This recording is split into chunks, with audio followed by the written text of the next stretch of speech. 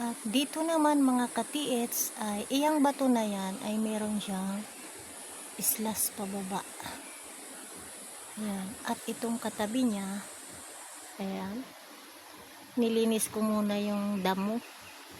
So yan ay, ngayon ko nahalata, yan pala ay parang ulo mga katiits.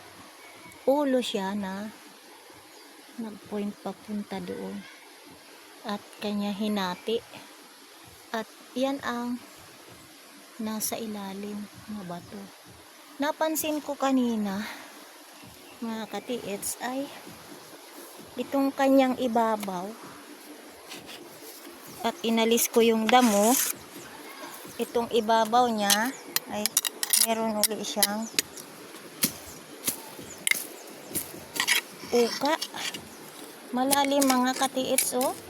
Kaya lang itong damo na ito ay sobrang tigas na kasi siguro ilang taon na itong damo na ito. Pero ito pala ay butas. Butas pala to mga katiits. Puntahan ko doon sa kabila. Puntahan ko mga katiits. At yan ang itsura niya.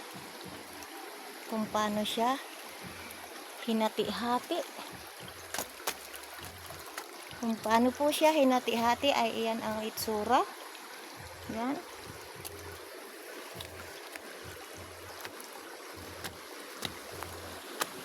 Yan ang kabuuang itsura pala nitong napakalaking bato na to mga katiits.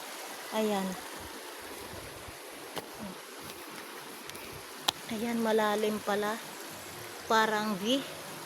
At dito sa top, ito yung sinabi ko na parang uka. Siguro yan ay nagsisilbing araw. Araw siya mga katiits. At iyan ang forma. Napakalaking bato mga katiits. Ayan. Parang isang napakalaking hayop.